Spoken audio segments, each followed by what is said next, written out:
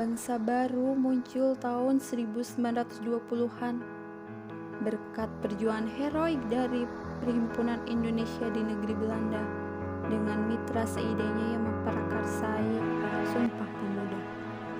Baik tokoh Perhimpunan Indonesia maupun penggerak Sumpah Pemuda adalah anak-anak muda yang berasal dari berbagai suku di Nusantara.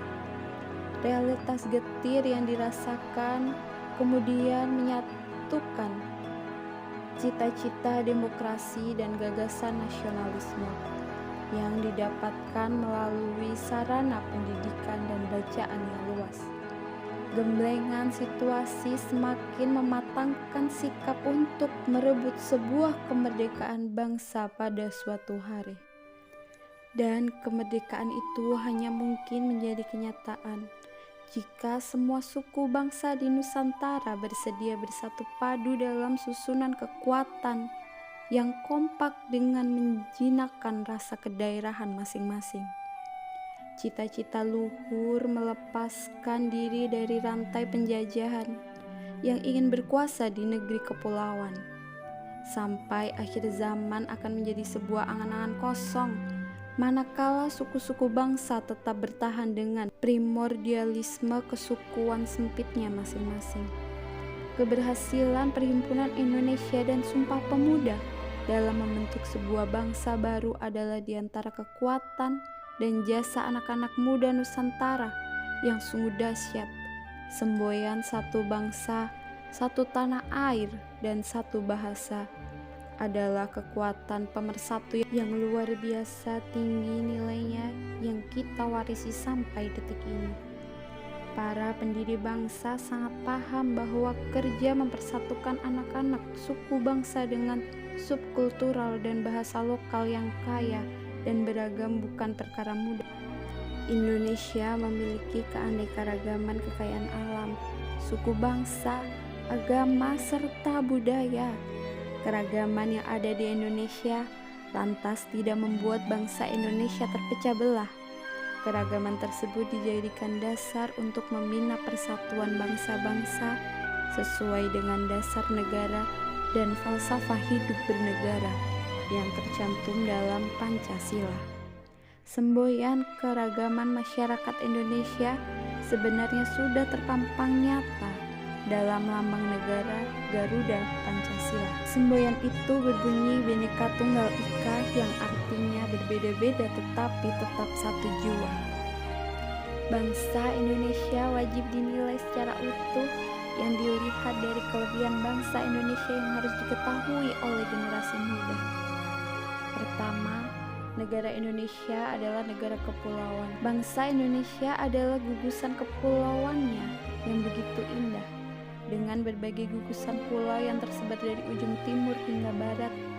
Indonesia tentu saja memiliki potensi sumber daya alam yang luar biasa, mulai dari perikanan hingga pariwisata.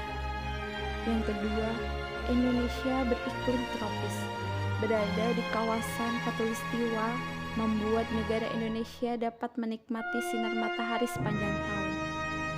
Hal ini tentu juga berpengaruh dengan penampakan alam yang ada di Ibu Pertiwi. Iklim tropis cenderung membuat kawasan Indonesia sangat baik untuk perkebunan, pertanian, hingga peternakan. Melalui hal tersebut, sumber daya alam yang dimiliki Indonesia tentu sangatlah berlimpah. Yang ketiga, kaya akan bahan tambang. Beberapa bahan tambang yang banyak terdapat di Indonesia adalah emas di Papua, geotermal di Jawa Barat, batu bara yang sebagian besar terdapat di Pulau Kalimantan, minyak bumi, nikel, dan masih banyak lagi. Yang keempat, budaya dan multikulturalisme. Bangsa Indonesia yang terdiri dari ratusan suku daerah membuatnya memiliki banyak budaya yang unik. Dari mulai bahasa lokal yang berjumlah lebih dari 700 bahasa daerah, agama, pakaian, rumah adat, hingga cara hidup masyarakat yang berbeda-beda, membuat Indonesia menjadi salah satu bangsa besar. Dunia pun acap kali memberikan apresiasi terhadap bangsa Indonesia lantaran multikulturalisme yang dapat hidup berdampingan secara harmonis di tanah yang satu, tanah air Indonesia. Yang kelima, keindahan alam. Keindahan alam Indonesia pun seringkali membuat mata dunia terpukau. Hal tersebut terbukti dengan banyaknya turis asing yang terus berdatangan ke Indonesia. Di samping banyaknya kelebihan bangsa Indonesia, terdapat kekurangan bangsa Indonesia. Yang pertama, pembangunan yang tidak merata. Bila kita pernah mengunjungi daerah pedalaman di luar Jawa, maka kita akan merasakan bagaimana kurangnya sarana dan prasarana yang memadai di daerah tersebut. Sangat timpang dengan kondisi sarana dan prasarana di Pulau Jawa. Yang kedua, tingginya nilai korupsi. Indonesia terkenal sebagai negara yang tinggi nilai korupsinya, terlebih pada profesi tertentu yang bersifat melayani masyarakat. Yang ketiga, pungutan liar yang merajalela. Pungutan liar atau juga yang dikenal dengan istilah pungli semakin merajalela. Kita bisa menemukan kasus di mana-mana. Yang keempat, nilai impor yang tinggi. Contoh konkret mengenai hal ini adalah masih dilakukannya impor beras dari Vietnam, padahal Indonesia terkenal sebagai negara dengan swasembada beras. Yang kelima, angka kriminalitas yang tinggi. Tidak bisa dipungkiri bahwa angka kriminalitas di Indonesia tergolong tinggi, terlebih di kota-kota besar seperti Jakarta, Surabaya, dan lain-lain. Perampokan, pemerkosaan, pembunuhan adalah berita-berita yang sering menghiasi headline koran nasional. Potensi yang dihadapi bangsa Indonesia yang pertama adalah kemiskinan. Kemiskinan merupakan masalah utama yang melanda Indonesia. Penyebab utama kemiskinan adalah ledakan penduduk yang tidak disertai dengan peningkatan kualitas penduduk, ditambah lagi dengan kebutuhan hidup yang makin kompleks dan mahal. Yang kedua, korupsi sangat merugikan negara. Mereka adalah pencuri uang yang telah kita bayar ke negara melalui pajak. Jumlahnya tidak tanggung-tanggung, bisa jutaan hingga miliaran. Sandiaga Uno. Sandiaga Uno merupakan Menteri Pariwisata dan Ekonomi Kreatif. Beliau menunjukkan nilai bela negara di dalam diri dengan cinta tanah air yang mana mengenalkan wilayah tanah air tanpa rasa fanatisme kedaerahan. Sadar berbangsa dan bernegara dengan menghargai dan menghormati keanekaragaman bangsa Indonesia. Setia kepada Pancasila dengan memahami dan mengamalkan nilai-nilai Pancasila dalam kehidupan sehari-hari. Rela berkorban untuk bangsa dan negara dengan menyumbangkan tenaga, pikiran, dan kemampuannya untuk kepentingan dan kemajuan bangsa. Kemampuan awal bela negara yang mana memiliki pengetahuan tentang kearifan lokal.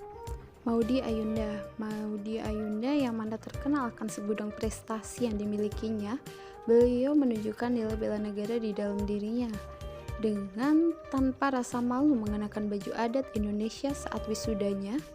Hal ini menunjukkan bahwa beliau bangga terhadap bangsa Indonesia. Beliau juga ikut berpartisipasi aktif dan peduli dalam pembangunan masyarakat, bangsa, dan negara, serta dengan kecerdasan emosional dan spiritual serta intelijensi yang tinggi.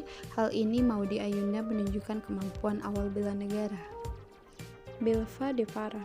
Siapa yang tidak kenal dengan sosok Belva Devara, pemuda Indonesia yang sangat mengedepankan pendidikan. Belva Devara menunjukkan nilai bela negara dengan menjunjung karya anak bangsa yang ingin memeratakan pendidikan di berbagai daerah. Dengan menciptakan program belajar yang dinikmati oleh seluruh siswa di Indonesia, selain itu beliau juga membuat program belajar gratis untuk membantu siswa di daerah yang tidak mampu tetapi memiliki keinginan belajar yang tinggi.